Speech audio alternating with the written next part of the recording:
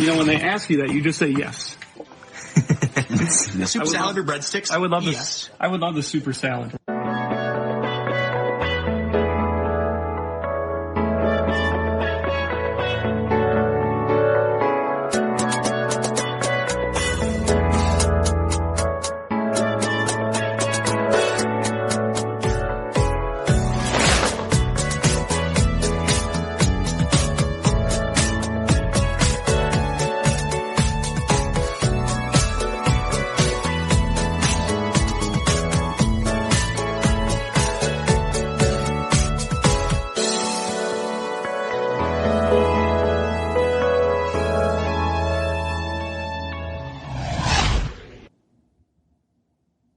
Hey, my friends. Welcome to another edition of the Super Salad Podcast. I am your host, Rachel Eiley, also known as OG Rachel, clocking in on another episode for you guys here, and I am with my awesome co-host, brother Nate. Nate, say hello. Hello. Pleased to meet you. Hope you guessed my name, but you don't have to guess it because Rachel just said it. Good to be back with you, my friend. Yes, always good to be back. And I am so excited because we're talking about like my favorite thing, Daredevil. So, I figured it was one of your favorite things, Rachel. So I had to dress up for the occasion. Oh, beautiful. I love it. I do have a Defender shirt somewhere. I've worn it quite a bit. I'm so excited. I'm so excited. I'm not quite crazy about Danny Rand, but I figured 3 out of 4. We're skipping ahead, but we'll come back to it eventually.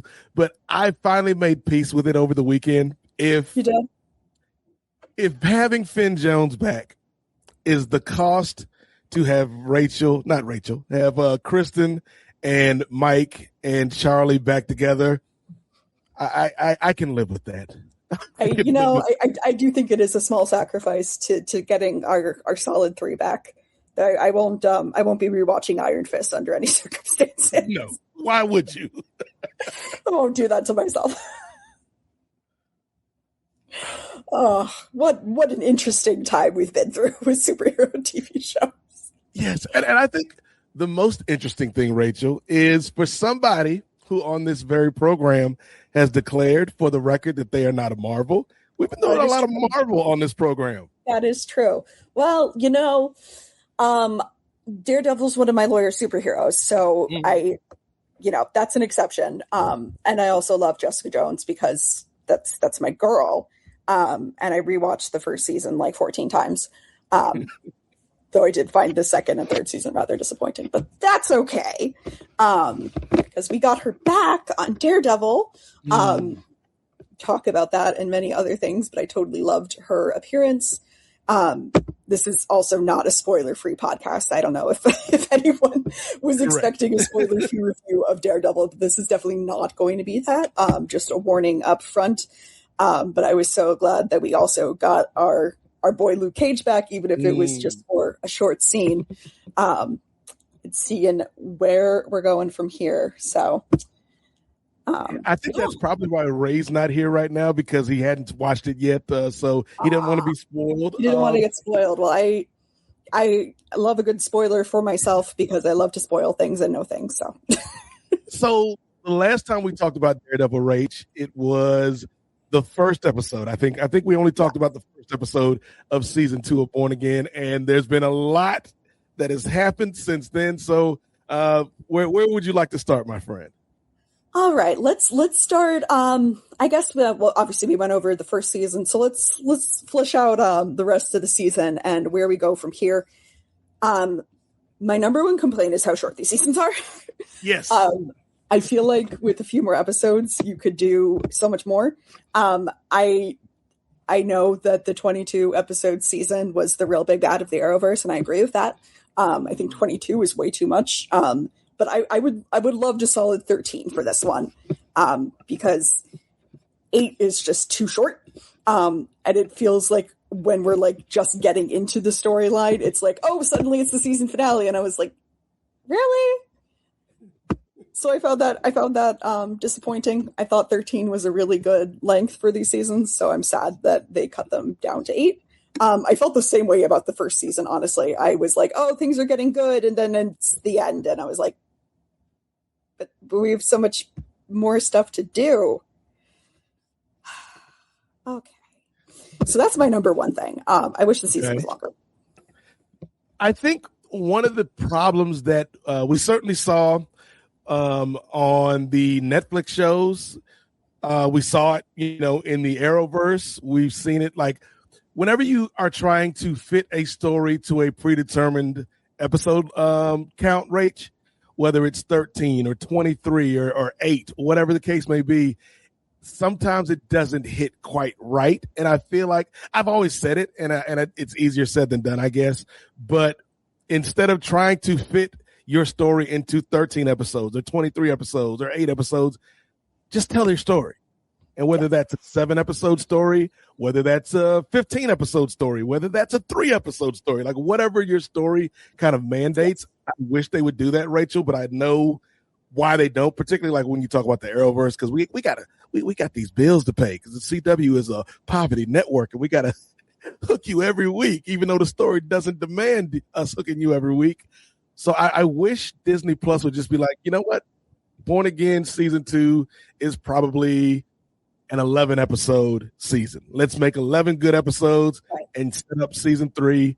Because it did feel like there were some characters I feel like we should have spent a little bit more time with. Jessica, obviously, would have been great to see Luke pass more than a cameo. Your man Daniel, R.I.P. Daniel and BB. I think I have feelings about Daniel. we'll touch on him. I have feelings about him. I'm glad he went out good because for a while I was like, I can't stand this man. Yes, same. But yeah, I think this season could have used a couple more episodes. But if you look at season 2 compared to season 1 of Born Again, it's night and day for me, Rach. Like this definitely felt like a more cohesive season of television, and I really enjoyed it. Definitely. Yeah, no, it very much felt like a second season. Like, and it was very much that they were continuing the story. I should rewatch the first season going into the second season and watch it all in one go. I low-key forgot who Bullseye was for a couple episodes. And then I was like, oh shit, he's from the old ones. And I'm like, oh, okay. Well, that makes sense. I was like, oh, damn. Okay. I mean, I knew the stuff with Foggy, but there was just a lot going on. Okay. So let's talk about people that I can't fucking stand.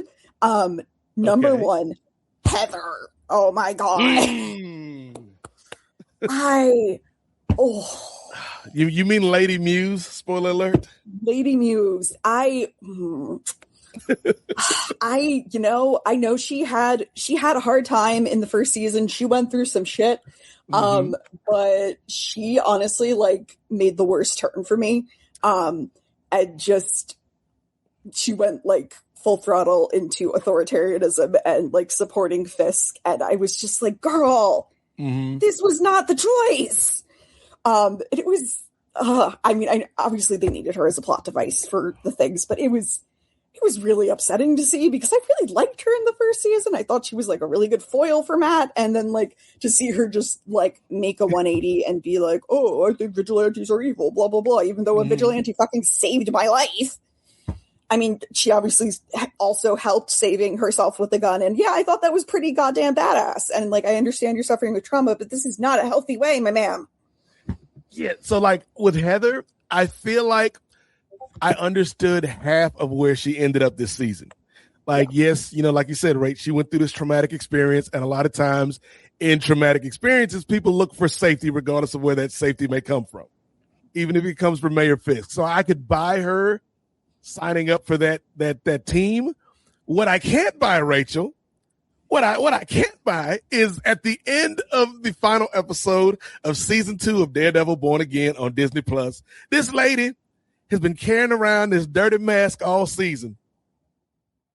Been seeing visions and flashbacks of Muse all season. And instead of rejecting this mask, she's like, nah, you know what? If you can't beat them, join them. And so we're setting up Heather to be a full out villain next year. And I don't know how I feel about that, Rach. Just the fuck? I have to put an explicit warning on this episode because I'm going to say I just, and it's so frustrating to see because I know one of, I was very deeply involved in Legends of Tomorrow and the fandom, and especially involving Courtney Ford and Nora's character. I'm tying this in, I swear. And one of the reasons they decided to have Nora's character stick around was because so many people really identified with her, like processing her trauma and dealing with it in a healthy way and becoming a hero and like doing good from all the shit that she had been through. And I feel like Heather could have been an opportunity to do that. And for her to just turn the other way and be like, no, I'm just going to become a villain. Like, really? It was disappointing. Like, and like from the showrunner perspective, I totally get it. Like, yeah, it's going to be a super compelling storyline. So like, I understand that, but like, this could have been so good. Yeah. It could have been like, no, I'm going to deal with my trauma. I'm going to go on to help and save people because that's, who she was. She was a therapist. She was trying to help people. And now she's just on the other side and what she's going to start killing people with tattooing again. I just, and that's the thing too. Like, is she going to become a copycat? Like, I'm not familiar with Muse from the comics at all. All of my Muse knowledge comes from this series. So like, is she going to become like a copycat killer of like what Muse did? Or is she going to have her own, like her own version of being a villain? Like, I don't understand it, but like you said, I do feel like with what the showrunner and the team gave us this year, I do feel like they'll be able to make sense out of the nonsense and have something that is compelling by the time she's fully realized as this character. I don't know though, Rachel. Like, I don't know at this point if I want the redemption arc, because that's something Marvel does a lot with their villains. We kind of saw it this season with Dex, with Bullseye. So I don't know if I want that with Heather, but we'll see. Yeah, I kind of wish we got it more for female villains because I feel like it's more difficult. I feel like it's more a difficult play because people are like, oh, I love badass ladies. I love bad ladies, and I feel like it can be more difficult for them to like truly find redemption, but which is, why we harassed the showrunners of Legends of Tomorrow for like 4 seasons about Nora and Courtney.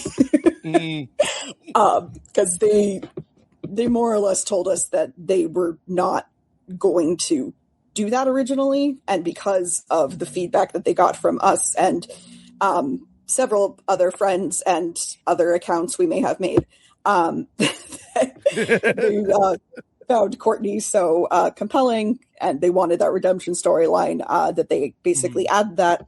And, I think that ended up being one of the best things Legends did, in my humble opinion. So it was a disappointing turn for me to see because I thought she was such a compelling character in the first season. So to see her just like make a 180 and that scene with Karen, this is like the second to last episode. I think she's Karen is arrested and she's brought in to like interview her. And we already saw her like basically falsifying interview records from earlier. So we're just, sacrificing all our morals here to join the authoritarian regime.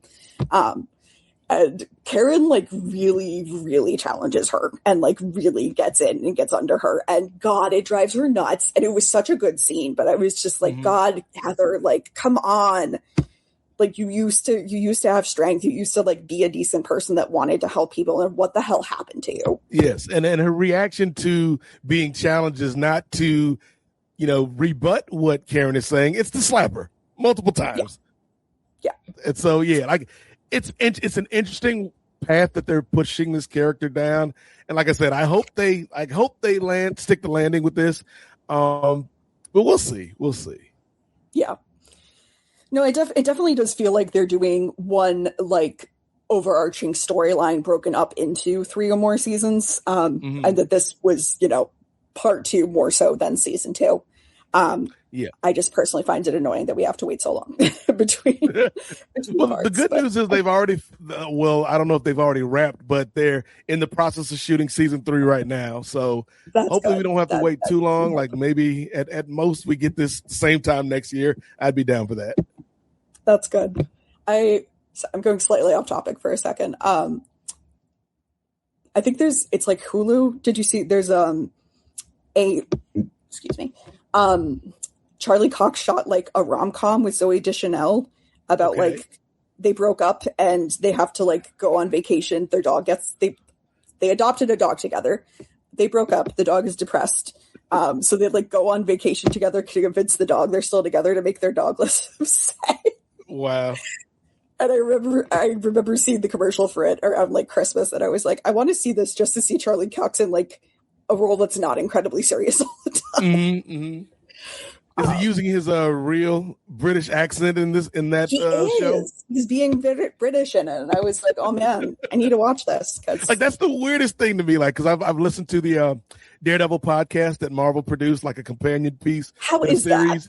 It's pretty good. It's similar to, I guess, the James Gunn podcast. If you listen to that during Peacemaker, where it's Charlie Cox and whoever starred on the show and producers and stuff like that, just kind of giving you behind the scenes stuff. It's nothing groundbreaking, but it's interesting to hear their conversations. Particularly this last episode, you had Charlie and Vincent D'Onofrio talking about the courtroom scene, which we'll get to in a little bit. Oh, yes. I have thoughts. Yes, I kind of enjoyed their perspective on it, but it is weird just hearing Charlie speaking his normal voice on this podcast. It's like, that's not Daredevil.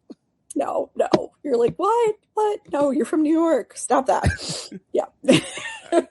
So I like your idea, Rachel, of starting with Heather, because I feel like we should kind of build up to Matt and Fisk at the end. So let's stick with some more kind of tertiary characters. What did you think about BB and Daniel this season? Oh, BB. They had such an interesting subplot for me. I very much did not like Daniel in the first season. I was like, I don't like this man. He's awful. But I will say he really turned it around. The second season, I love BB. Oh my gosh, she's amazing. She's fantastic. I loved that she like took it head on and in the face of authoritarianism really like stood up and was like, no, I'm going to use my platform and use my voice for good. Bringing attention to exactly what's going on, even though that was at great personal risk to her. And I like the storyline with Daniel a lot. I thought when they went to his mom's house for his birthday dinner on Staten Island, I was like, oh, this is so sweet, because I like personally know so many people that like work in Manhattan and grew up on Staten Island. I was like, this is so accurate, and like introducing her to his mom, and I was just like, oh, this is really sweet. But I also like that they kind of brought us in on Daniel's whole like moral turn with him being like, oh shit, I'm going to get killed. And then being like, oh no, I just have to bury a body. Oh no, I'm burying a body. He really went on it. And ultimately he did me proud. I was really proud of him in that last scene with that other fucker whose name I did not. Buck. Yes. I just did not remember his name at any point during the season. That other douchebag. And I thought his last moment, his going out, was really iconic. I wasn't sure that they were going to cap his storyline there and then like actually kill him off, but they chose to. And I think he went out in a really good moment when he has the line to Buck where he's saying, okay, how long until you're in this position standing, bloodied and beaten with a guy with a gun over your head. And like Buck seems to be a pretty like, his emotional effect is pretty flat. Seems like not much gets to him, but like the way that scene was done, I was like, oh, we're gonna come back to this. This is something they're going to come back to. So ultimately it was definitely a subplot, but I really liked how they handled it. Yeah, and I'll lump Buck in with BB and Daniel here because I think when you look at Buck, yes, Buck is an asshole. Yes, Buck is a villain, but he's also very pragmatic. Like he is, like some villains are doing it for the love of the game. Buck sees it as a job. Like this is a job, man. And people got like I think earlier in the season when you had the terrible cop Cole beating up the suspect, and Buck's like, there's no need for that. And he just talks to him, and he's like, I got to do what I got to do, my boy, and shoots him in the back of the head. Like, this is a job for Buck. And so, like, the scene with him and Daniel in the car, like that, I think it hit all the right notes, because Daniel is somebody who, up until this point, he's seen all the good stuff that being a part of the Fisk administration brings him. And now it's the real stuff now, Daniel. Like, now you got to put on your big boy pants, because these are the decisions that we make every single day. And he's conflicted, because I do think, like, him and BB's relationship is really interesting, because I think there is genuine feeling for each other, but there's also, they're using each other for a means to an end. And so all of that gets kind of tangled up. The scene at his mom's house was really sweet. Even to the point with BB, like, buying into his mom's, like, I don't know what it was, some type of Mary Kay type stuff. Like, the multi-level marketing scheme. Yes. Like, and I've been in those meetings before, Rachel. Those are not the greatest meetings. We grew up in the the early O's and been to quite a few parties. Now, my mom sold Mary Kay for a while, so I was Mary Kay. Like, when on the sliding scale of things, Mary Kay is like on the opposite spectrum from like an Amway or something like that. I think. It's. I mean, it's fine. It's harmless. It's harmless. I don't have any traumatic memories attached to it, but it was just, you're not going to go broke selling Mary Kay. You're not going to lose your house selling Mary Kay like some of these other MLM organizations. But I feel like the moment where Daniel is driving BB $2 and he knows what's going to happen and he has to make a decision. It's the first time all series that we've seen Daniel make the right choice, even at the expense of ultimately his life. And I thought that scene was really interesting too with him and Buck, because again, as terrible of a human being as Buck is, Buck did have a bit of a like big brother, little brother affection for Daniel. Right. And so it's kind of like Old Yeller, like, I got to put him out the pasture. And he's just like, I don't want to do this, but it's the job, baby. It's the job. And so, like, I think, what's the actual actor's name? Is it Michael Gandolfini? I think so. Yeah. Like, I thought he did a great job showing kind of the different layers and levels of Daniel this season. I wish he was sticking around, Rach, for next season, but I get it. Like, if you're in that position, there's only a couple ways you get out of that position. And he took the most likely way to get out of that position. And then with BB, I think the only nitpick I have with BB, because I loved everything that she did all season in terms of, trying to work from a journalist standpoint to show New York who the real Wilson Fisk is. I love the little mocking video she made of him. That was fun. But the only thing I'm like, I don't know, TV show, I don't know, is in episode 8 when BB was able to take over the networks and everybody's phones and broadcast this. I'm like, who did she know at the FCC that got this through, Rachel? That was a little. That was like, I get it if it was just on everybody's phones, because that's how she's been broadcasting this the whole time. But she was on like regular broadcast TV. Yeah, I think that's a little, suspension of disbelief. Put that in there. That's funny. There was the like on Smallville, they always had the like, oh well, thanks to Lex, we could borrow his helicopter, or thanks to Oliver, blah blah blah. It was like after they made Lex a villain, they had to bring Oliver Queen in to use his billionaire resources. Yes, they really needed him as a plot device. So I think they could have probably used a billionaire support here, but just a billionaire supporter. I think we need to go next, Rachel, to the guy that you were like, oh yeah, that's the guy from the old series. because I Yes, really Bullseye. had a good time with Dex, aka Bullseye, this season. I think the diner scene, maybe one of my favorite scenes from the entire season. And I think where he ends up, like, you know, he's helping Matt and Karen this whole time, and it's kind of this weird partnership because Karen wants to kill him. Karen wants this man dead. Yeah. Matt secretly deep down wants to kill him too, but he can't because he's a good guy.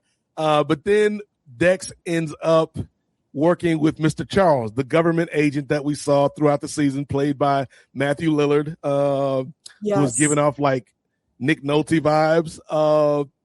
And so he ends up working with, or the last scene we see with Bullseye, he's on a plane with Mr. Charles, presumably to go back to meet with Valentina, Julia Louis-Dreyfus, and be part of some new Thunderbolts team or something. We don't know, but we'll see down the line. I will say probably my favorite scene of the whole season was when Mr. Charles wakes up and Jessica's waiting for him and he's like, oh shit. I was just like, oh, I loved that. Like every bone in my body, I loved that scene. And it was like the tables had turned because every time we saw Mr. Charles show up, he was either coming into somebody's office when they didn't invite him or showing up on some like the senators. Not the senator, the governor. He was at the governor's house, like just chilling, and like, how did you get here, Mr. Charles? So to see her flipping on him was fun.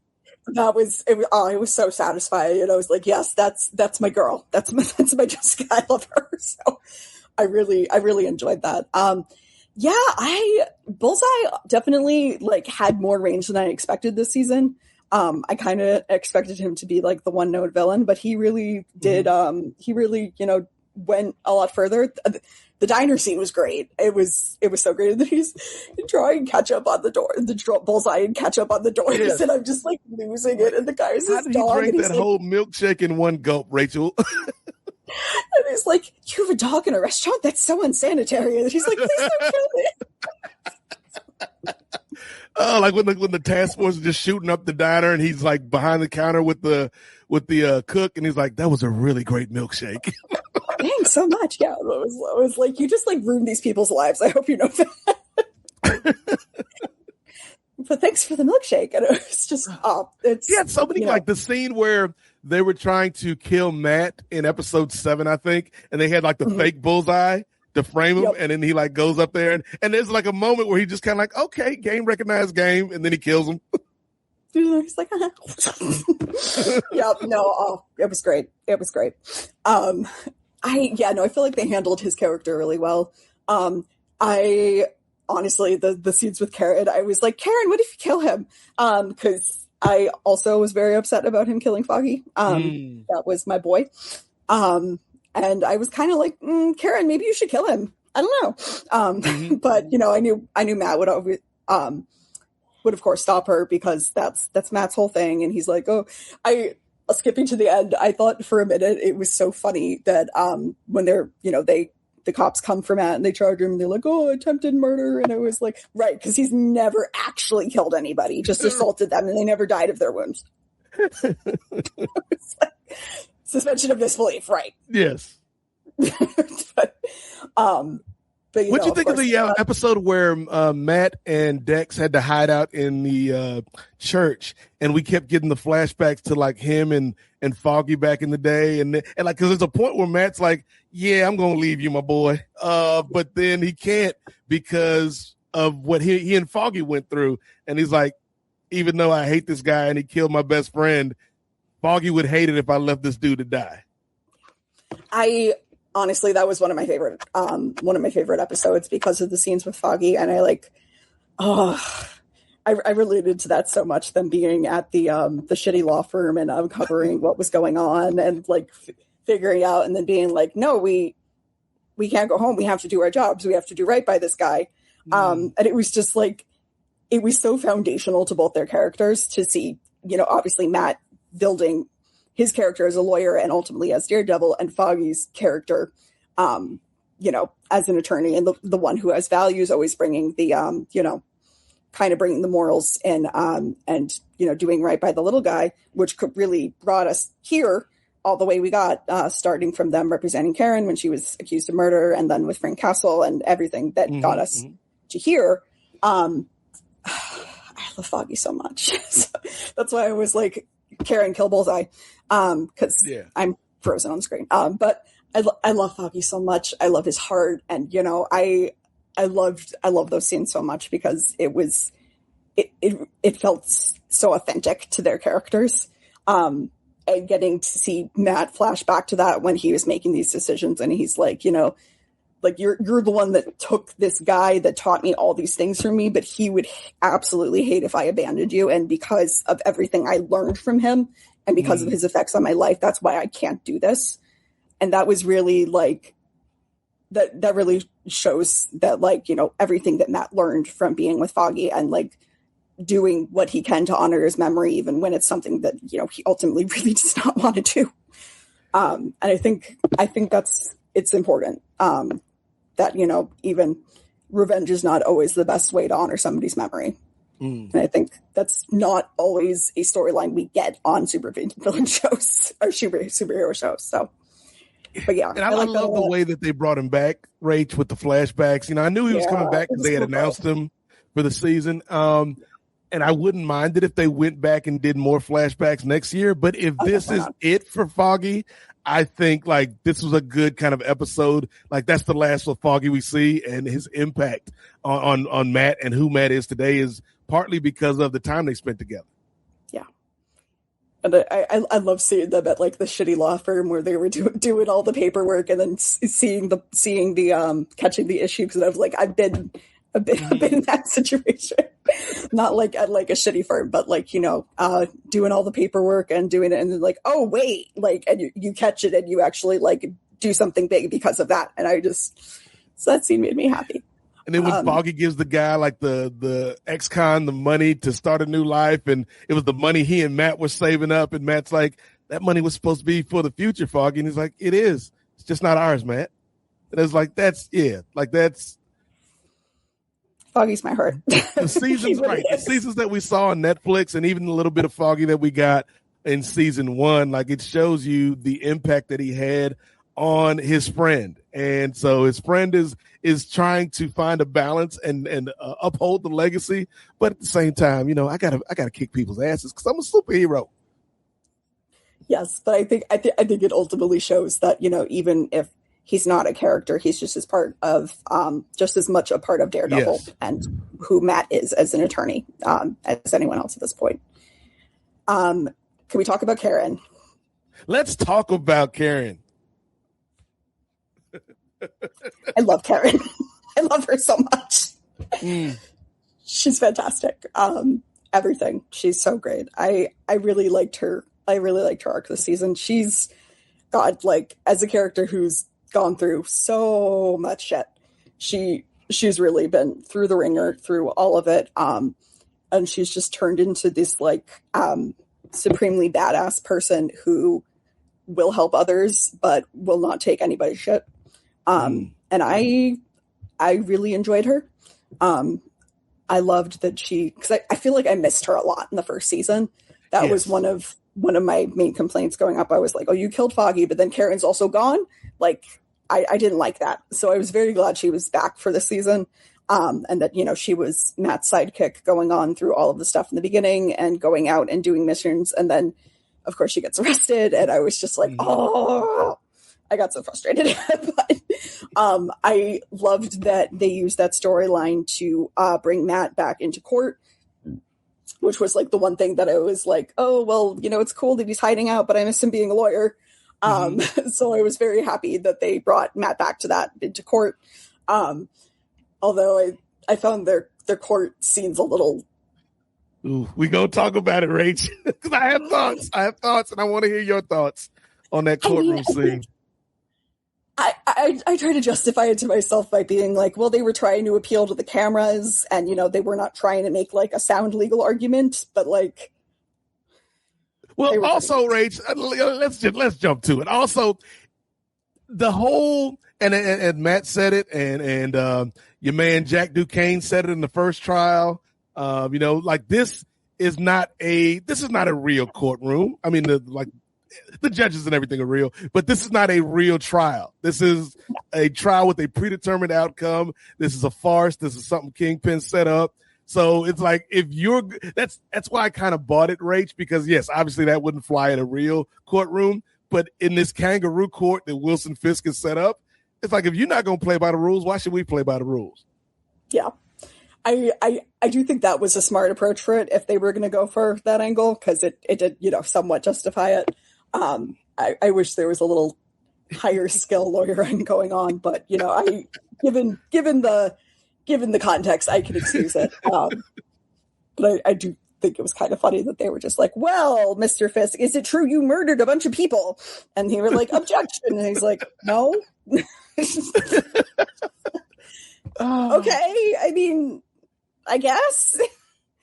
Also, this is a throwback. The guy that played the district attorney, he was on The Good Wife for quite a while, playing like this Mark Zuckerberg character, who started like some big website or something. And he used the law firm for like 4 different prenups when he was marrying different people, and he was just such a douchebag. So now getting to see this guy's the district attorney, and it was like, this is wild. Yeah. I don't remember the actor. And I think he's dead. I think Heather killed him. I think so. I think he's done. I don't blame her at all for that one, though. He was like, oh, just an idiot. Yes. A dumbass. A true dumbass. Matt's lawyer lady friend. Yes, I cannot remember her name. I apparently learned 0 names this season for some reason. She was great. I appreciated her. The scene where the task force raided her office, I was like, oh, I feel that, because obviously a task force has never raided my office, but they do get mad when you try to support people and represent people they're trying to railroad. I can tell you that much. And I have definitely felt like I've been in a kangaroo court before. I can also say that much without getting too far. Did you take your walking stick and throw it off against 3 walls and catch it behind your back? Definitely not. I definitely would have gotten arrested if I did that, but it was tempting. And that's not too far fetched from real life, because we've seen like ICE go in and raid, public records and things of that nature, and voting records. So like it's not that far out of the realm of possibility that this task force would go in and try to get information that they don't have a legal right to. Yes, and I will say the courthouse I used to work in, the domestic violence courthouse specifically for protection orders. ICE did show up there earlier this year. And there was a very stark backlash against that for a very good reason, because this was a place people were supposed to go to seek protection, and being afraid to show up there because ICE might be there was just like the lowest of the low. So I was proud there was a very strong backlash against that. But it was just difficult for me to even process that ICE would think that was an okay thing to do in the beginning. And gosh, this season was so timely. They really, I guess they filmed this about a year ago, but they really correctly predicted a lot. Yes, they did. And here's the thing, Rach, it's crazy. It's crazy to say. And I think I said it when we reviewed the first episode of this season. For all the bad that Wilson Fisk has done, I've seen worse in real life from somebody who may be sitting in a high position of authority as we speak. I'm like, well, he hasn't personally murdered people with his fists yet. So there's that. Yeah, yet. But he's done worse with his power. So. Yes. Real quick on Karen, because it didn't click for me until you just mentioned it a little while ago, Rach. I didn't particularly like Karen in season 1, despite having liked her during the Netflix run. And it's probably mainly due to the fact that we didn't get a lot of her. And then when we got Karen, it kind of felt like we were trying to fit this puzzle piece into a puzzle that didn't have Karen. And now it's like, where does Karen fit in this puzzle? But this season, yes, she was like an active character the whole time. She had agency. Like, I loved that she was all in on, like, yeah, we got to bring this man down. Her choices, even when wrong, like when she was going to shoot Dex in the head, like, you understand why she would feel that way. You understand why that would be where she would go. Like, I think her and Matt, we got to see like why that relationship worked in this season in a way that we didn't get to last season. The very last scene when they're together, like, it's just like cute, and then you're like, oh yeah, but he's getting ready to get arrested. I love the little line Matt dropped where he's like, how did he say it, Rach? He's like, I wave. I waived the reading, but not the rights. Yes, I waived the reading, but not the rights. I used to be a lawyer. Like, oh, okay, man. That was such a good one. I was like, oh, Matt. But yeah, I really like those two together this season. I feel like for a lot of it, Karen has somewhat been like a stand-in for the audience, and that, like, I feel like she's how the audience feels. Like, her feelings represent how the audience feel for a lot of it, and that for a lot of it, it's been like, we love Matt. We want to be on his side and we support him.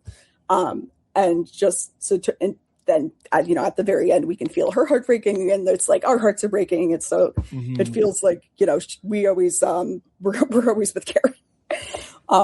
Another good scene she had, Rach, was when, after she got arrested, Fisk goes down to see her at the jail, and she like stands up to him and she's like, I've never seen you like this before. And he's like, well, what do you mean? I've never seen you afraid. That was so good. It's like, yes, Karen in her own right is a badass. She is. And like, I love that we've seen her come so far from that terrified girl into someone who's like, she will talk back to Wilson Fisk and she doesn't give a fuck. And she's like, no, you know what? Yeah. And it's just, I love getting to see her character really become stronger through the seasons and what she's been through. Another little lady that I really like, Angela, yes, aka Mini White Tiger. I don't know if she has a code name, but I love that child so much. Yes, I like looked up. I was like, is she an actual kid or is she like 25? And she is an actual child. She's like 16. So I was just like personally wondering. But no, she's not like Tobey Maguire in that first Spider-Man where he's 35 playing a teenager. Like, yeah, I'm in high school. Rachel McAdams in Mean Girls when she's like 26. No, but she's White Tiger's niece, I guess. Yes. And oh my goodness, I love this kid so much. I loved how she was in the middle of it and she was like, no, I'm going to avenge my uncle and I'm going to, like put it to good use. And like she wants, and she's like, I want in, let me in. I want to help. I loved her so much this season that I was like, oh yeah, that's my kid. All right. I felt for her a lot because I was a kid in that situation. I know that's what I would want to be doing. So I related to her a lot. And I really loved how they brought in that thread from last season and they didn't just, just drop it. And they're like, oh, now she's part of the resistance, part of pushing back against them. Yeah. I liked the White Tiger storyline a lot last season. Like the actor that played Hector, like RIP, like he brought a lot of humanity to a character that not a lot of people are familiar with. And so then to bring Angela into this position, I thought they struck a good balance because it's hard when you're talking about like an actual kid, Rach, like how adult should they be in this world? And I feel like they gave her just the right amount of maturity, but still allowed her to be a kid and allowed her to enjoy, maybe the wrong word, Rach, but have fun with being a hero as much as you can in this sad sack New York that she lives in. I thought they did really well with her in the fighting scenes. And I'm interested to see what they do with her next season, because again, I feel like we're setting the table for, this Defenders reunion next year. Where does this kid fit in with these established heroes? And how far will they allow her to be a part of this fight? And how far will they try to kind of protect her and shield her from this world where, from a power standpoint, yes, she can fight. But it's like you're also a kid, and there's some stuff that we do that you probably shouldn't be involved in. Yeah. Yeah. No, I agree. I think they gave her like just the right amount of agency to be in there and making choices, but still, you know, protecting her a bit and protecting her in a sense. And I really loved that they brought in that storyline, and I think it was super effective. When they're also talking about, you know, taking people in off the streets, and they take her aunt, I think. Yes. And she's like really influential in like getting the people out of the lockup and getting the prison busted with Daredevil and getting that footage. So I loved that we got to see her doing all of that and being a part of that. It was really awesome. Let's keep the train rolling, Rach. We talked about Karen Page. We talked about White Tiger 2, Electric Boogaloo. Let's talk about another badass woman on these streets, Miss Jessica Jones. Yes, my girl. Oh my gosh. Okay, I wish we got more of her, but I loved pretty much every scene she was in. To me, it felt very authentic. I really disliked season 2 and 3 of Jessica Jones. I know I've said that, but I felt like it really. I felt like part of what made season 1 so good was her friendship with Trish, and season 2 and 3 just felt like they were going back on that and kind of just making a mess of it. So I really did not like season 2 and 3. This felt very much like season 1 Jessica to me. That she was here, she was badass, and she was ready to protect the people she loves. And that now including a kid. Yes. It was super cute. I thought the opening scene with the their fake SWAT team like moving in our house and her kids picking up the like grenade, and she's like, "Oh, don't touch that, honey." You just hear she's like taking them all out, and just like, "Oh, Jessica, I missed you. I did. I really did." So I was super happy to see that back. And this is one of the things I tweeted out mid-season though, is like, I love how, you know, Daredevil's got his full suit going on. He's got his secret identity, and Jessica's just like showing up, and she's like, "Yeah, I'm Jessica Jones. It's just me. No mask, no nothing, just me." And I love that because it is just her. It's not a secret identity. It's just her. And I love the scene of them breaking into the warehouse with the gross fake Icemen, and her like particularly kidding that one guy, the main leader guy whose name Cole. I also did not. Yeah. That one. No names this season, apparently. Just that guy. But I loved how she like especially got the interaction with him, and then they pulled back to that in the court scene when she walks in. She's like, "Hi." I love how they like work in the little comedic moments so well. And then she has the second rooftop scene with Matt, and she's like, "I'm done." And I was like, "You're not done, Jess. Don't lie. You're not done." I know better than that. So, and I knew she was coming back, and she comes back in with the governor and pulls it. And I was just like, all right. I want more. I'll always say that I want more, but I'm pretty happy. I really enjoyed all the scenes with her. And I was like, all right, this is my girl. This is my girl back. So I was pleased. Yeah. Kristen Ritter is just so great. She just kind of slipped back into this role. Like she never left it, and she probably hasn't. Like knowing the kind of actress that she is, like Jessica Jones is probably stuck with her all these years since the Netflix show ended. And I feel like you're right. Like she is the same Jessica, but she's different. You know what I mean? Like being a mother, like you can tell, like even though we only got that one scene or two scenes, I guess, with Danielle, you could tell like there's something different about her, even though she's pretty much the same person. I love her and Matt's interactions. Like you mentioned earlier, the scene where she sneaks up on Mr. Charles is hilarious. And then the end, like one of the last scenes we get in the season finale, where she's at the office. She's got Danielle at the office at Alias Investigations, and Luke Cage walks in and hugs his daughter, and then she just kind of looks at him, and he's like, "You're done, right?" Because we learned through the season that apparently Luke has been working for Mr. Charles. who's been looking for enhanced individuals, and Jessica turned him down. And I guess Luke said, "I'll do it."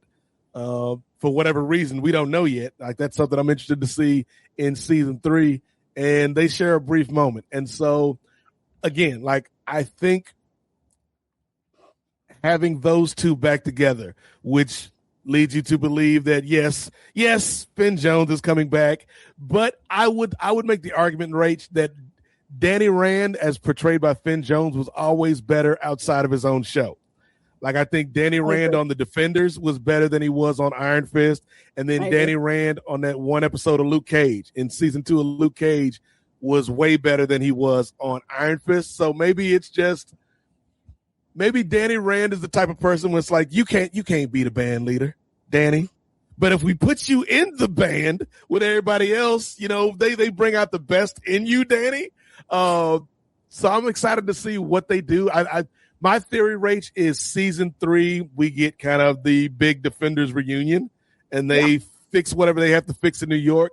And then I would suspect that hopefully, at least I hope, they break off into a season. I don't want another season of Luke Cage, even though I love Luke Cage. I don't want another season of Jessica Jones. Nobody wants another season of Iron Fist.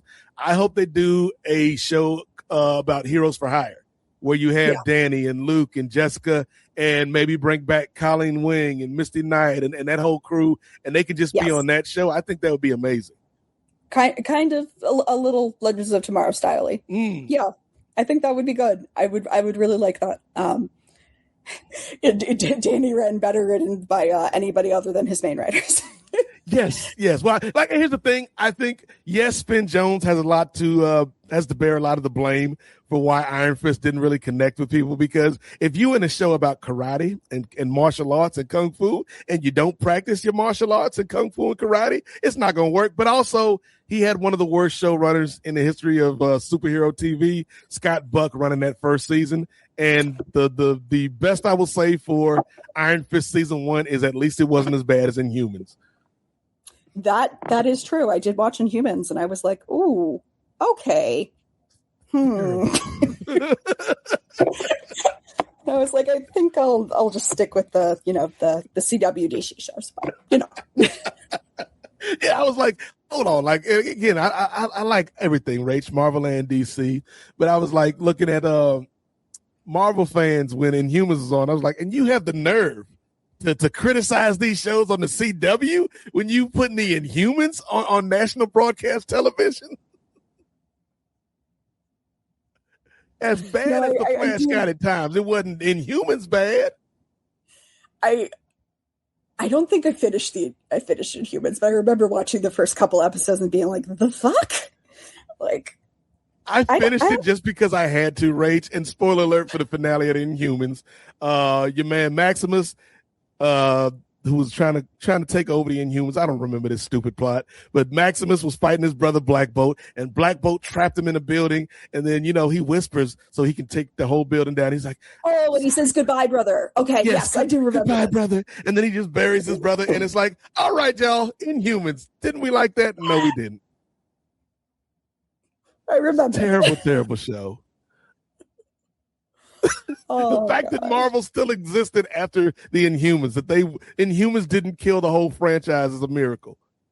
I know. I was like, at least there's the Netflix Marvel shows, because the other TV shows were not always great. I watched Runaways for a while. Runaways and Cloak and Dagger, I thought had potential. I never got into Cloak and Dagger, but I watched Runaways. We went to WonderCon in Anaheim in LA in like 2019, and they had a couple people from Runaways. Okay. Gosh, one of the moms with the lady, she had red hair. She was in 24. I don't remember her name. Annie, maybe. Okay. I think. Yeah, she was there, and she was like heavily pregnant at the time. And had a shirt on that said like future Marvel comic star, and it pointed to her stomach. And I was like, oh, that's funny. That's funny. Yeah, my nieces loved Cloak and Dagger. Like, I think they were the right age for that. And Marvel television back then was weird because you had this stuff on ABC, like Inhumans, Agents of S.H.I.E.L.D., Agent Carter. You had the Netflix stuff, and then you had like the weird freeform stuff. Like Runaways and Cloak and Dagger, and they were really they liked Runaways, but they were really into Cloak and Dagger because I guess they were fans of Olivia Holt that played Dagger. So we watched that when they were here, like on spring break and stuff like that. I thought like both of those shows were good. Unfortunately, they just came around at a time where the movies and TV didn't really speak to each other, so they were just kind of stuck. But I wish they would have kind of brought those kids back in some way because they were still young enough to like be part of the universe. Yeah. Oh gosh, what was the show with the mutants that was like X-Men adjacent? Emma Dumont was in it. Was that The Gifted or something like that? Yes, The Gifted. We watched that one pretty good. Okay. We met Emma Dumont at a couple cons. She's awesome. Just by the way, she's super cool. That one, we liked that one. It was pretty good. It was like X-Men adjacent kind of. Yeah, they did. Like they had The Gifted, Legion was out during that time. It was like all of these X-Men shows without the X-Men. Yeah, and that was before Scarlet Witch came into the Avengers movies, so it was kind of like bringing that in. And I remember we were chatting with Emma Dumont at one of the cons because she's like super personable. She'll just like talk to you for like 20 minutes. She's awesome. I love her. And she was like, "Oh yeah, I'm so excited! Scarlet Witch is coming. She's my sister in the lore." And I was just like, "Oh man, I hope she gets hired and does more stuff because she's really awesome." So. That was the one with The Gifted. That was the one where they had the Frost sisters, right? Yes. Like that. Like that's how you know it was X-Men adjacent because like in the comics, those are like the Stepford Cuckoos, and that's like a really deep pull in like in X-Men lore. It's like, who are we gonna get to be some of the stars in this X-Men show where we can't use the X-Men? How about the Stepford Cuckoos, Emma Frost's clone daughters? Like, that's a great idea, Steve. And it's like the actress that played them was really good, but it's just like, this is the level of superheroes that we're talking about here. This is the golden age when we're going that deep into superhero. I love it. Oh, goodness. Well, let's get back to it. Let's get back to Hell's Kitchen. Mrs. Fisk. Ooh, R.I.P. Vanessa. I just had a feeling. I just knew we were going to lose her this season. Mm-hmm.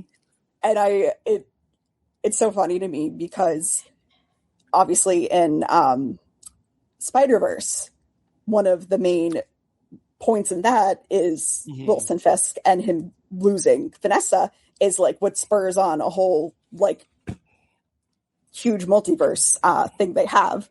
And I was like, obviously we're not going to quite go down that path, but I was like, I thought it was really interesting that like that was such a big plot part in Spider-Verse in something entirely different.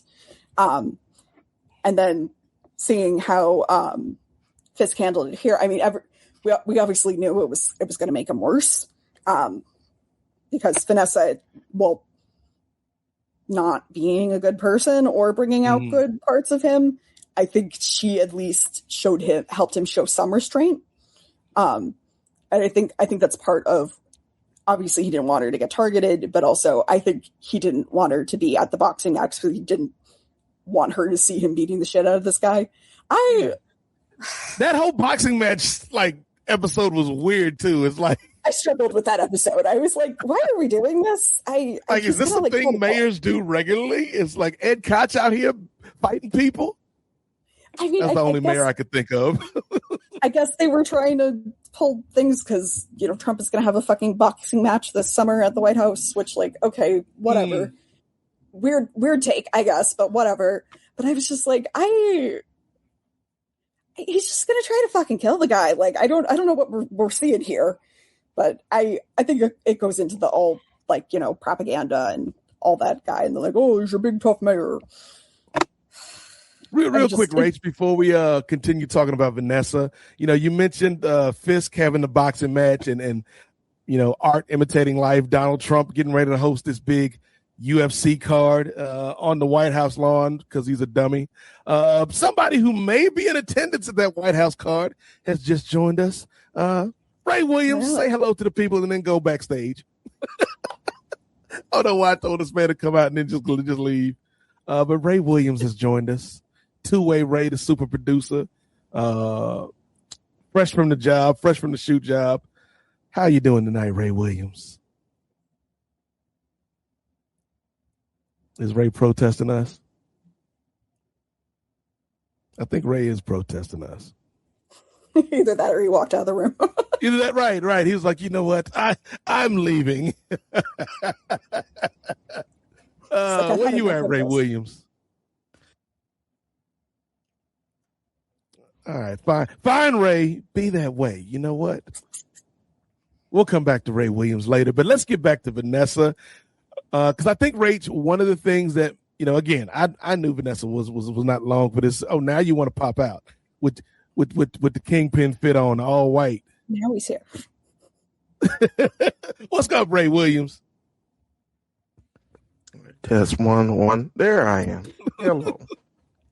I was trying now you know how Chris feels when you cut off his mic. No, you caught me in the middle. I was leaving a voice message because Chris asked me a question on the group chat. So I was trying to leave a voice message, and then I hear your voice name like, Ray Williams, where are you? I was like, oh no. Not now. Here you might be going to a boxing match at the White House, Ray. Oh, that's coming in about a month, Rach. In about another month. Yeah, we have to celebrate the birthday of our great American president. I mean, our American democracy, or what's left of it. Are the rumors true, Ray? Have you decided to be in attendance? What for UFC 250 Freedom 250? Yes, I will be in attendance. I got the Fan Fest tickets, so I will be in attendance. Okay, so it's gonna got your red hat ready. No, well, they not letting me through unless I. This might be too soon. Unless I run through there like that dude in the yeah, they ain't letting me in the White House unless I run through like that guy. I don't think I'm that fast. I've never seen the Secret Service so vexed. Like, he is just too fast. Was that Barry Allen, Wally West, Usain Bolt? Yeah, right. Who could have predicted this? Just be safe, Ray. Be safe. Yes, please be safe. Yeah, I'm gonna be out, and they're gonna have all the fan festivities for the common folk, for the plebes, if you will.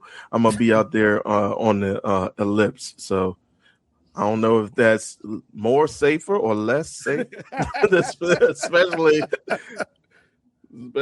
after the best that we have, aka the Secret Service. Like, how y'all? It's like your man from It's like your man from Breaking Bad. They can't keep getting away with this. How they keep lapsing in security like this and still have a job? It's like, you telling me all I have to do to get away with get away from the Secret Service is just running a straight line, Rach? Like, right. That's all I have to do. This is a really old story. My dad, he was really good friends with his law school buddy who started a medical school in Grenada. And as you may remember, I think it was probably before any of us were born, the U.S. invaded Grenada for a bit. And they ended up down there with Reagan and the Secret Service. And my dad was telling me this story when I was like 4. And they had the Secret Service all there in like these giant raincoats because they were holding like these AK-47s underneath and they needed to disguise them. So they all had them in like giant yellow raincoats. Wow. Just like imagining this as a small child. And I also thought because I was a small child, I also thought the existence of the Secret Service was a secret. And so this was like a secret I had been told and needed to keep. And I was like, like, how do you know about the Secret Service, Dad? was like, I've been entrusted with this very important national security secret. Top secret clearance to a 4-year-old. You know what show I recommend watching before you go to the Capitol, Ray? Designated Survivor. It's a good one. Talks about a mass casualty event taking place. Just to be prepared. Just be prepared. That's the Keith Sutherland one, right? Yeah. Thanks. I feel so much better about my choice. You can see. That's me and Kiefer Sutherland. Oh, sorry. Rachel knows everybody. I do. This is. You can see. There's me and oh God, what's his fucking name? Thor. Chris Hemsworth. Me and Courtney Ford, me and Katrina Law, me and Tala and Jess McCallan and Katie Lotz. I have a couple other people around there somewhere. I used to have the photo of me hugging Chris Hemsworth like right behind my bed. And when we first started with COVID Zoom court, I was sitting on my bed and I would be like chatting with the opposing counsel before court, and they'd be like, "Is that a photo of you hugging Chris Hemsworth?" And I was like, "Yeah." That's a flex. Exactly. Okay, cool. Humble brag. Just leave. Yeah. You're just waiting for somebody to notice. Oh, that old thing. Me and Chris were tight. That photo cost me like $500, and it was about 10 seconds. But Ace Comic Con made good money. I can tell you that much. We met Chris Hemsworth and Brie Larson. I have a photo with Brie Larson over there, and I got my friend photo and signature with Gwendolyn Christie when they came. So we gave Ace Comic Con a lot of money, but it was worth it. You know who doesn't have a lot of money right now? Vanessa Fisk. Oh, it's true. And what I was gonna say, Rach, before Ray pulled his malarkey. I think you're right in that. Yes, Vanessa Fisk was not a good person. I had a feeling she wasn't gonna last because, like, the actress actually came back. They had another Vanessa Fisk cast before season 1, and then they brought the original actress back. So I was like, she's probably on borrowed time in terms of this character. But as bad as a human being as she was, I do feel like there was a calming effect on Wilson when she was around. And I think not only is the loss of Vanessa what kind of puts him over the top, but if you think about it, it kind of was his fault. Not that she, she was in a position to be dying, but when the doctors are like, "Oh yeah, we got to check the vitals and this and that, get her some pineapple juice. She wants pineapple juice." And he's like, "Let the doctors do their job, man." And then she died, and then he killed the doctor. Yeah, the doctor was like, "Oh, I'm so sorry." I was like, "You're dead." I kind of feel like that doctor kind of deserved it, because if I was that Dr. Rach, I'd have been like, I would have like said from the doorway of the room, "I'm so sorry for your loss, Mayor Fisk," and walked away and continued about my day. He had to get in there. Hey, I'm here for you, buddy. Like, she had a beautiful journey. I'm like, why would you do this, sir? Truly a very stupid man. Someone apparently very smart, but very stupid. Yes. Book smarts, but not street smarts. But it very much felt like it had to happen for Fisk to have his final turn into, I guess, the worst version of himself. So I do think it's interesting, though, that we saw kind of the downfall of Wilson Fisk here, but we are going on for another season, and that is kind of more like 3 parts of a story arc. So I am curious of what they're going to do for a villain, and kind of where they're going to come from that. I think you're probably correct that they're going to try it into the bigger Marvel scheme of things with Julia Louis-Dreyfus's character and Mr. Charles and the arms and all that good stuff. But I am kind of, because I guess they kind of left Fisk on open that he's, off on a beach somewhere, alive. I'll admit I kind of struggled with the ending. I'm not gonna lie. Okay, so yeah, let's talk. We talked about all these other characters, Rach. Let's talk about the main characters here. Charlie Cox's Matt Murdock and Vincent D'Onofrio's Wilson Fisk, okay? Yes. Because when we end this season, Wilson Fisk has been exiled from New York, but he's free. And then Matt Murdock is in jail. They got my boy on lockdown. So what were your thoughts on this ending, Rach? I mean, I knew they weren't going to leave it like that. It's a very, end of the season, but we're coming back for another season. We're never going to just leave our hero in jail to rot for all eternity. But I struggled. I did. I was like, "Ooh, this feels really unfair and bullshit." And when the New Yorkers were clobbering Fisk, and that was like, "No, we're better than this." I was like, "You should just let them kill him." Honestly, I was like, "You should just let him kill him." And then Fisk was like, "Fine, I'll agree." I was like, "He's going to snap someone's neck in like 3 seconds." So I was personally, I wouldn't say disappointed, but I was surprised when he's like, "No, I'll," Wilson Fisk of all people was like, "No, I'll choose the non-violent ending and not go down fighting." I did not expect that. So let me not disagree with you entirely, Rach, because I do feel like you're bringing up a lot of good points. But I'll tell you why I was able to buy it in this particular instance. Sure. Because we did have the episode. I think it was 2 or 3 episodes before this. No, I think it may have been the episode right before, episode 7, where Vanessa's dead. The city of New York, for the most part, is like, "Nah, we done with Mayor Fisk. We need a change." And Matt, as Daredevil, goes to see Fisk. And they're having like this cordial conversation until they're both like, "But yeah, we know how this is going to end." And then they start fighting. And then we go to this, we go to the courtroom scene in episode 8 where we get the amazing reveal where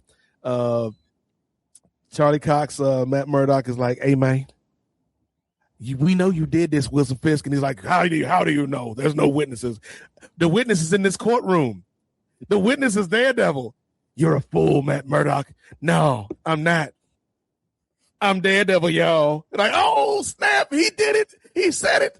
Matt Murdock is Daredevil. And then we go from there to like the French Revolution / January 6th allegory with the citizens storming the courthouse. And I'm not gonna lie, Rach, Wilson Fisk is a terrible human being. But when he opens that door and he's like, "Boo," and punches the dude, it's not funny, Rach. It's not funny. But it was funny. Like, I rewound it 5 times. I'm like, "No, you got this one, Kingpin." But when he's going through and he's just destroying these normal everyday citizens. Okay, I got a legal question that we'll come back to about this here in a second, Rach.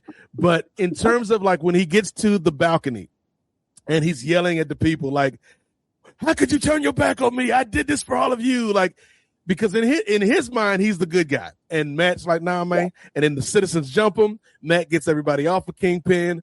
And then he's like, "This isn't going to end," kind of continuing their conversation from the episode before, because you're not going to stop. And because you're not going to stop, I'm not going to stop. And because I'm not stopping, you're not going to stop. And it's never going to end. And we both love this city, allegedly. So one of us has to go. I'm probably going to jail because now everybody knows I'm Daredevil out here. You got this deal that the governor has put on the table. Just leave, man. Just leave. And I think in that moment, Wilson Fisk is not only like physically beat up, but I think his pride is beat up because not only did he just get jumped by a bunch of regular human beings, but they hate him now. And his whole thing, much like somebody who might be residing in a high office right now, Rachel, part of his whole deal being mayor is tied into his ego and how great I am and how the people love me and how I made the city better for the people. And they're like, "No, you didn't. We don't like you. Boo, boo." And so I think his pride was hurt. His feelings were hurt. And he just like, I'm not going to win.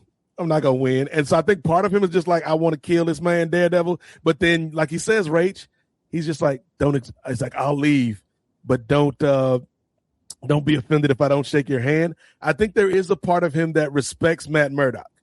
Yeah, I agree. And so I think between that and just the fact that at this point he's done. Like, he can't fight no more.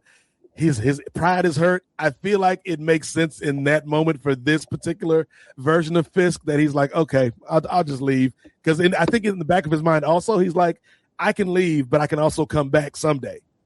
Yeah, I think it did lead off.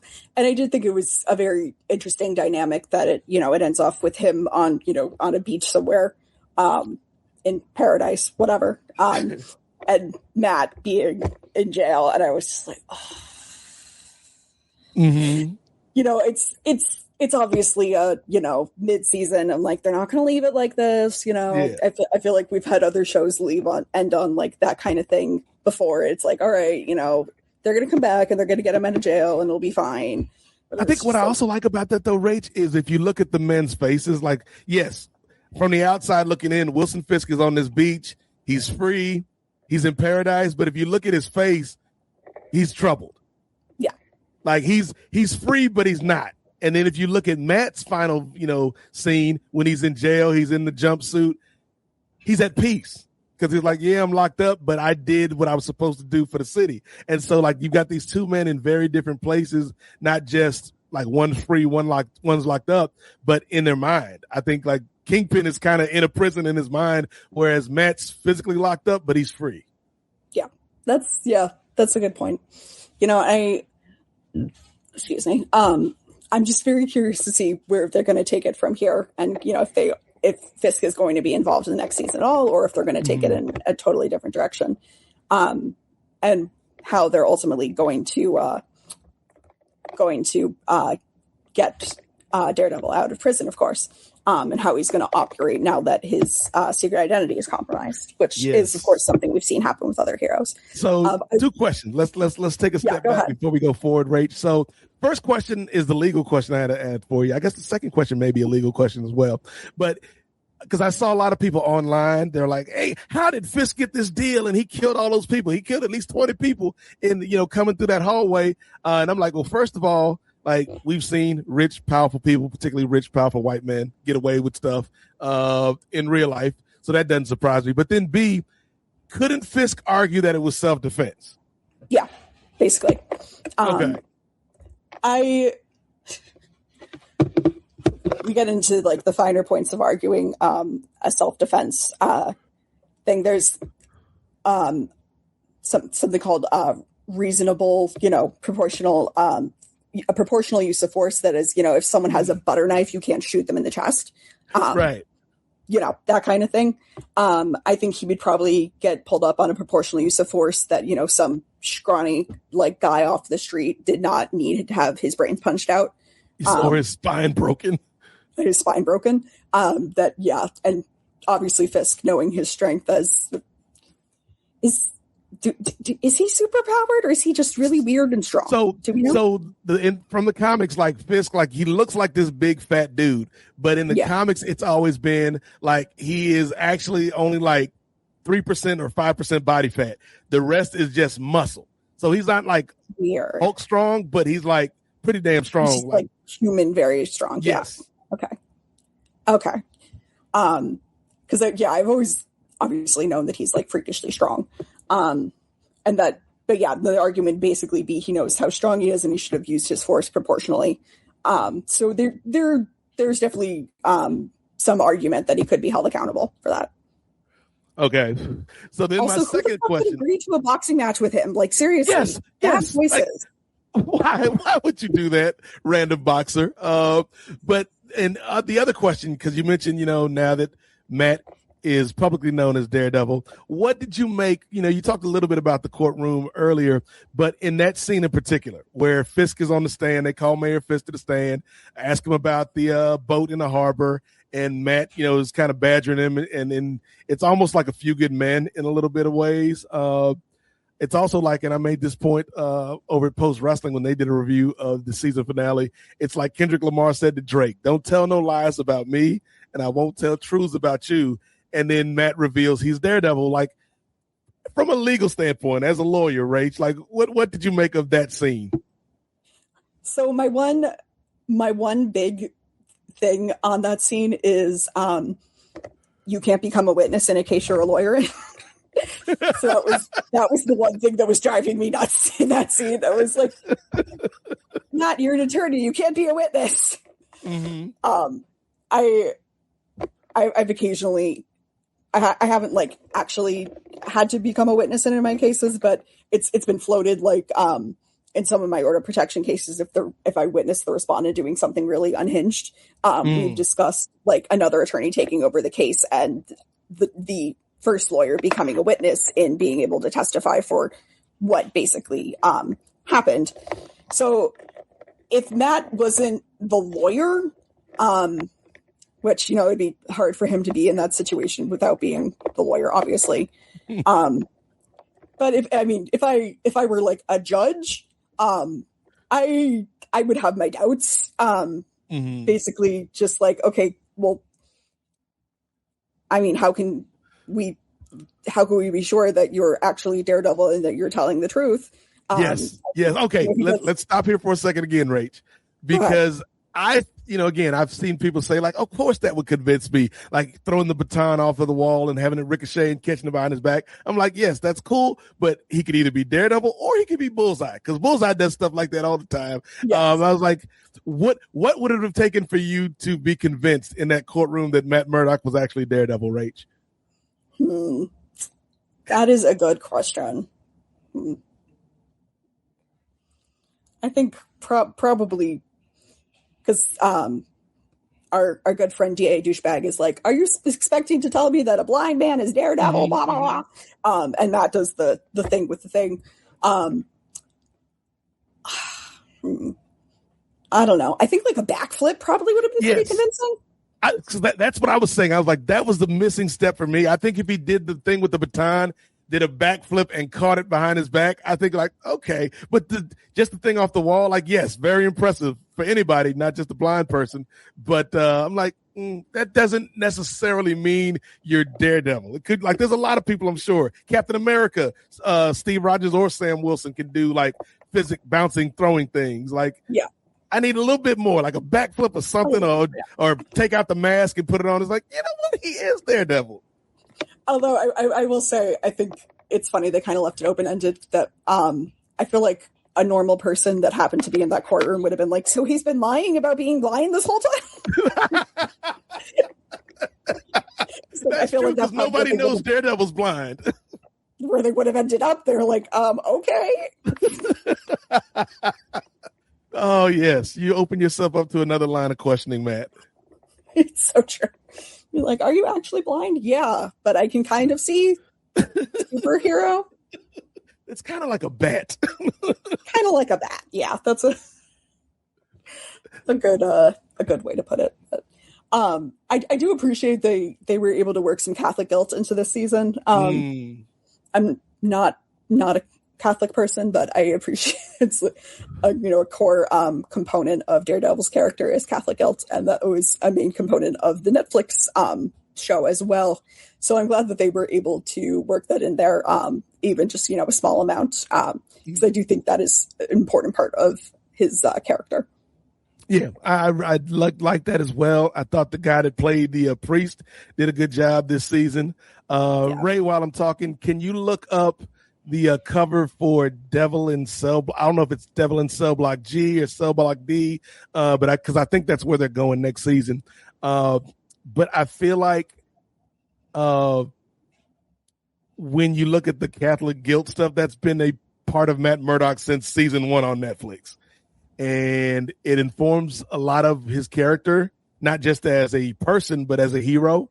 And so, yeah, like I thought all of those scenes in the church hit, especially the stuff with him and Bullseye.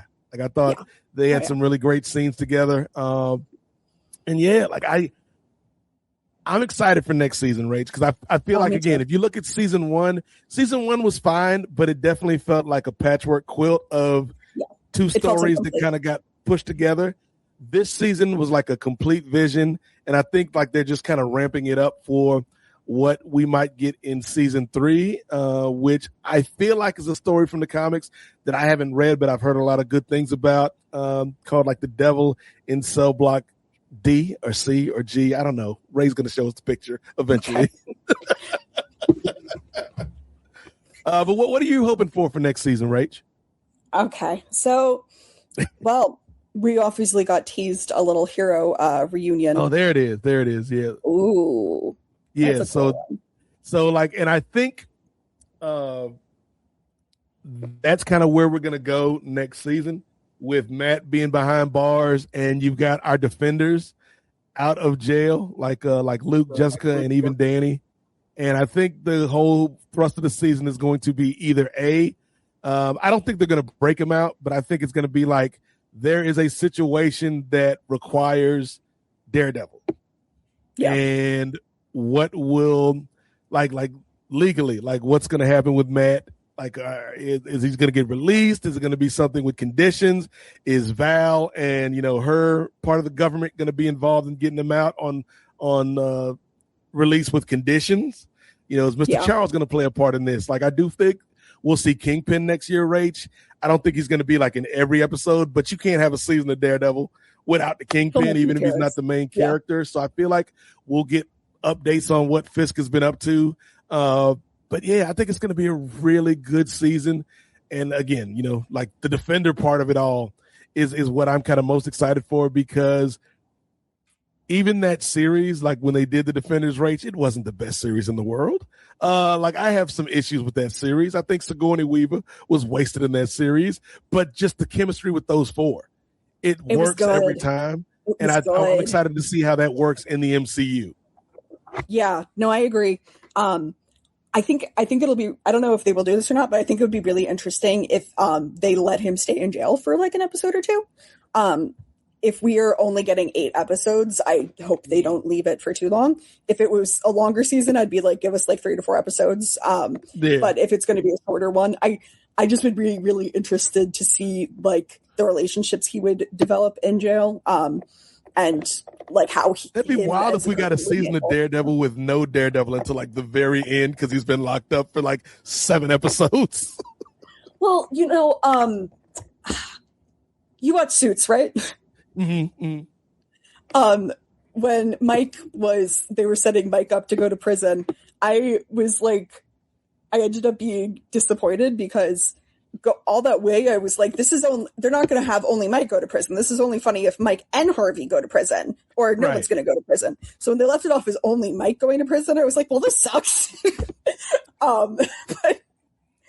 So I'd be interested in seeing where it goes with him, and like the kind of stuff that he would do inside, and how he would kind of, he might have hung up the Daredevil stuff, but I'm sure he feels that, it's really part of him, and that he might not be using the mask and the personality, but he's still going to maintain a code of justice. And that might affect him very differently being inside a jail, seeing how he would interact with the guards. And all those task force guys are in the same jail too. Right. Yeah. I think that would be super interesting. And how the other criminals would feel about all of them. So I would like maybe 1 to 2 episodes of that. Not too much if we're getting ahead of a short season. But then I think when they did it on Luke Cage, Rach, in season 2, because at the end of season 1, Luke Cage goes to jail. I think we got 2 episodes. Like he was in jail for a whole episode, and then the second episode he was in jail for like the first 10 or 15 minutes, and then he was free. So it may be something like that. Yeah. Something like that. I think it'd be good if they explore that a little bit instead of just like springing him right away. But I'll be interested to see how they do get him out, if it's some sort of early release program, compassionate release. I don't know. I'll be interested and see how they work those legal things. Like, can you be a superhero with an ankle bracelet? I don't think so. And the GPS bracelet going off. I think that'd be very funny. I do agree. I think they'll work Wilson Fisk in to some degree. He's got to be there. but I'm definitely interested to see how they'll tie it into the broader Marvel universe, and if the characters are eventually going to end up in one of the movies, because I feel like that's what should have always basically been the end game, and it wasn't with the first round of things. So maybe it'll be this time. We'll see. I think they're moving that way, Rach, because I don't know if you've seen the preview for the next Spider-Man movie. Fuck if I know, honestly. So spoiler alert, but Frank Castle shows up in that one. Oh, okay. I should go watch Punisher's that. actually got a special coming out, I think next week. They've got like a Punisher one shot on Disney Plus.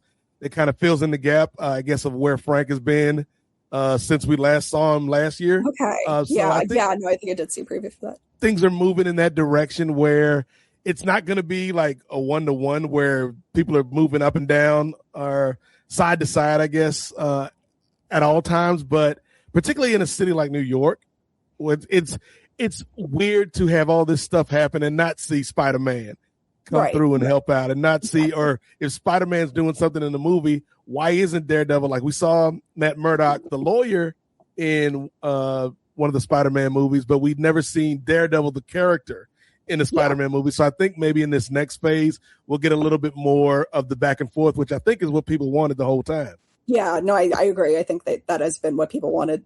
I think that would be really cool. Punisher is always a very interesting character. Yes. I recently saw a cop in person who had like the thin blue line leg and the Punisher skull over it, and I almost just like started laughing. I'd be like, he would hate that, right? Yes, like there are multiple comics where, oh yeah, he's showing it. Yep. Oh, yeah. Okay, yes, I've seen this. Yeah, when Frank starts getting ready to cuss and he puts the web over his mouth. Go home, Frank. Goodness, I like Tom Holland a lot as Spider-Man. I think he's a good, because people would say that Tobey Maguire was the better Peter Parker and Andrew Garfield was the better Spider-Man. Mm-hmm, I feel like Tom Holland is like the best of both of them. Yes, and you would actually 100%. Buy that he's a high schooler, at least in in Homecoming, at least, which I remember. I don't know if I've seen the other ones, honestly, but I appreciate him, and I like him with Zendaya too. So. Yeah, I think him and I don't know how much Punisher's going to be in the new Spider-Man, but I think the scenes we get with them will be funny. Just the two of them playing off of each other. Yeah, I think that would be a funny dynamic. So, Nate, I think we may have to table our other discussion point for another episode because we are running a bit long. It's like we went like that. That shows you how much we enjoyed this season, Rach, because we had so much to talk about with Daredevil. Like I was looking at the timer too. I'm like, oh, we're almost 2 hours into this thing. So yeah, just goes to show you how much we enjoyed season 2 of Born Again. And yes, coming soon, the Super Salad Superhero Selection Show, patent pending, where we're gonna, Rachel and I and whoever joins us on that episode, we're going to do a superhero draft of characters from live action TV, from the movies, from animation, and pick our team of defenders, if you will. But before we do that, Rach, let's wrap up this episode. Any final thoughts on Daredevil Born Again, or kind of your current state of superhero watching? I know you're not a Marvel, but you've been watching a lot of Marvel lately. I have been watching a lot of Marvel lately. It's true.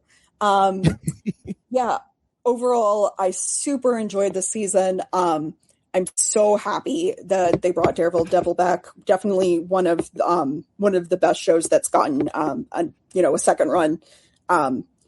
So I'm super glad they made that decision. I love Charlie Cox. I love Kristen Ritter. I think they are both absolutely fantastic at their characters, and I'm going to have a very hard time seeing anyone else in those roles in the near future because I think they embody them extremely well. Very much looking forward to the next season. Again, sad I will have to wait a full year for it because I would love to see it like tomorrow. But I think they are doing very awesome stuff with that, and I am excited to see it. We're heading into the summer, which, there's always good superhero stuff going on. I saw the trailer for the Supergirl movie. I am very much looking forward to that. And actually getting a Supergirl character who's Supergirl from the comics and not Clark Jr. No offense, CW Supergirl, you're also awesome, but we love Melissa, but we love Melissa. But the show is something. Still better than Inhumans. Way better than Inhumans. Way better. Yes, that is a compliment I will happily give. All right, Nate. What are your final thoughts? Just to echo your sentiments, Rach. Like, I really, really enjoyed season 2 of Daredevil Born Again. Like, and again, they're kind of expanding the universe where not only did we get Jessica Jones, not only did we get Luke Cage, we've got, Mr. Charles and his connection with Valentina, which connects us to Thunderbolts. We've got the new White Tiger, Angela on these streets, so that expands the universe here in Hell's Kitchen. There's so many good characters on this show, and the actors killed it. I enjoyed all the performances for the most part. Like, I'm intrigued. Like, I liked Bullseye, but I was never like a big fan of Bullseye Rates. Now I want to see where Dex shows up next, as he's like kind of on this journey. Like he was talking to Matt. Like, I just want to balance the scales. And what does that mean for Dex now that he's hooked up with Mr. Charles? Because Mr. Charles is not a good guy. No. He's not as bad as the Kingpin, but he's not a good guy. Will we see Dex palling around with the Thunderbolts? I think that'd be an interesting dynamic to put on that team. So there's a lot of good. Go ahead, Rich. I was just going to say, I think it'd be really funny if we end up seeing Yelena. I love her. Yelena with Matt and Jessica. Yes. I just think their 3 personalities would be amusing together. That's all I have to say. So you're Daredevil, but how are you blind? Are you really blind, Matt Murdock? I don't think so. I got mac and cheese, ketchup. It's good. we do love you like that. Throw Alexi in there too. I think that'd be great. Oh yes, Alexi. Well, that leads me to kind of my larger point, Rach. Like, I feel like this is a good year. Like, if you're a fan of the superhero content, like, I hear a lot of people talk about superhero fatigue, and I get it. Like, if there's a genre that's kind of dominating a space, people can get tired of it. But I don't think it's superhero fatigue as much as what stories are we being told. And if the audience isn't engaged with the stories, then it's easy to kind of, write it off as superhero fatigue. But we've got a big year for Marvel. Like, Wonder Man kicked us off this year. Wonder Man's getting to season 2 because it was so well received. Born Again season 2 was great. We've got Doomsday and Spider-Man this year to look forward to from Marvel. And then with DC, not only do we have Supergirl to look forward to, we've got the Clayface movie that looks interesting.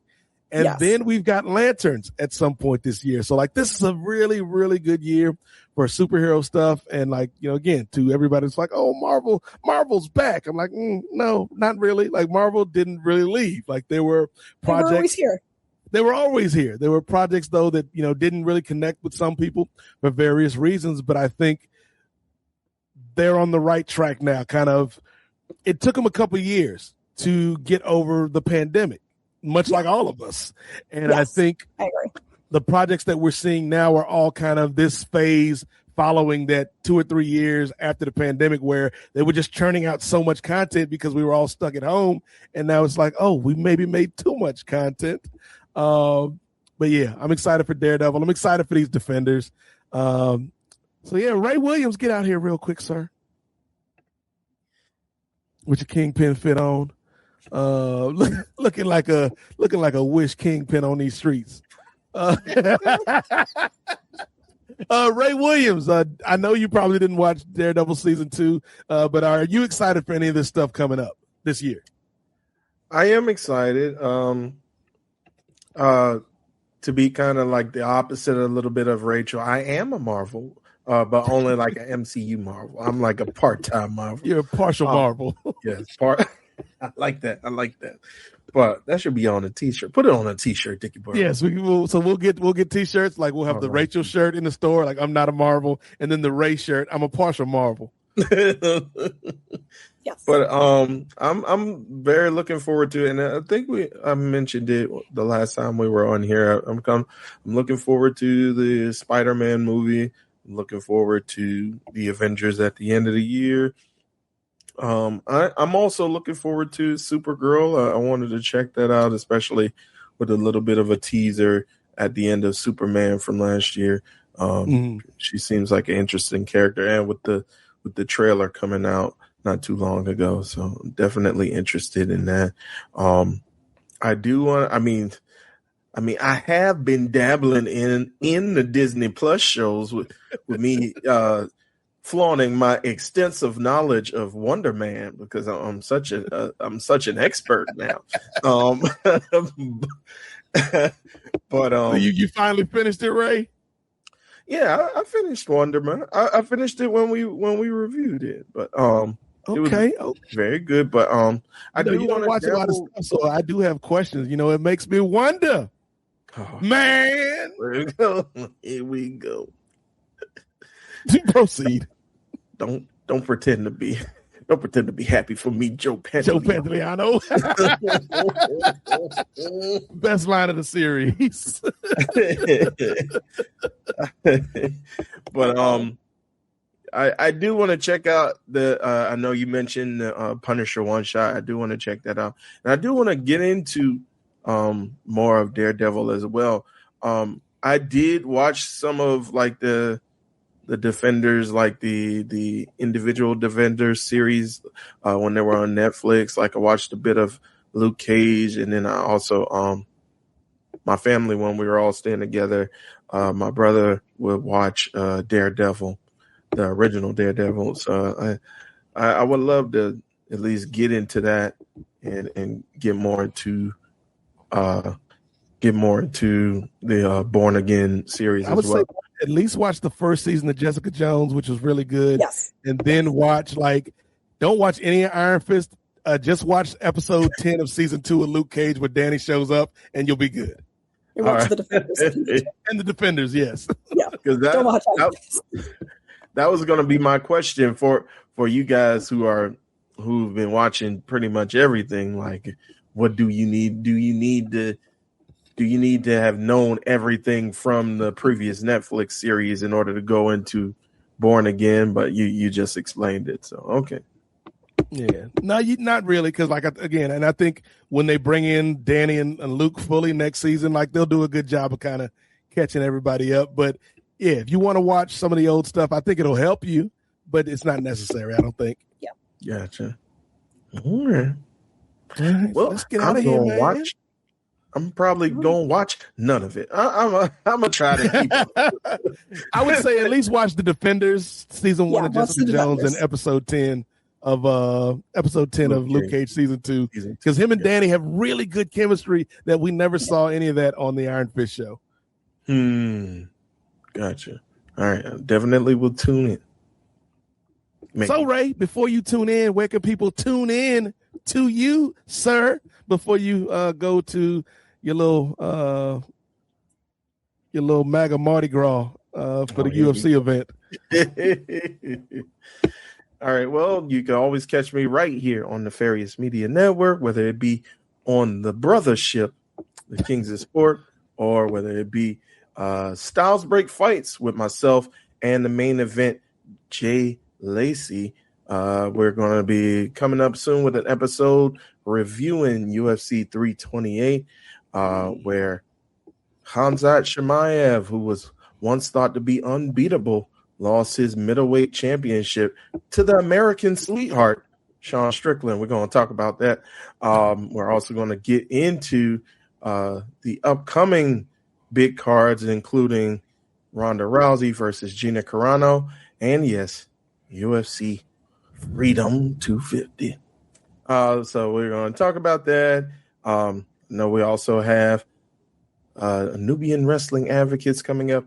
And spoiler alert, I will be at ROH Supercard of Honor coming up this Friday, and I can go ahead and review that for you guys and my experience with you guys when we do return on NWA Podcast presented by Post Wrestling. So just keep your eyes and ears open. And if you're going to be in Salisbury, Maryland, and you're going to be at the show, come holler at your boys.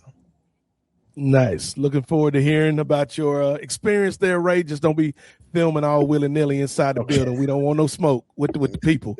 But I know you're going to do a good job and represent the team well, so I'm looking forward to that. For me, again, check me out right here in the Ferris Media Network, y'all. It's crazy, Ray. Like, I feel like this is the first show I've done in a while, like not a while, but like a week or so.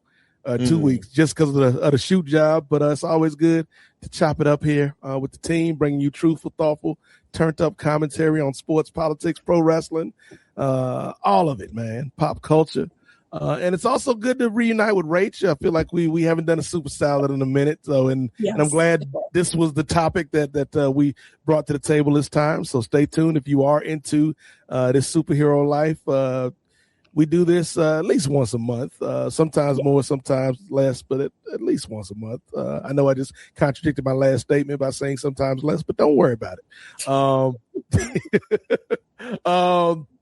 If you want more from me, you can check me out on all the socials.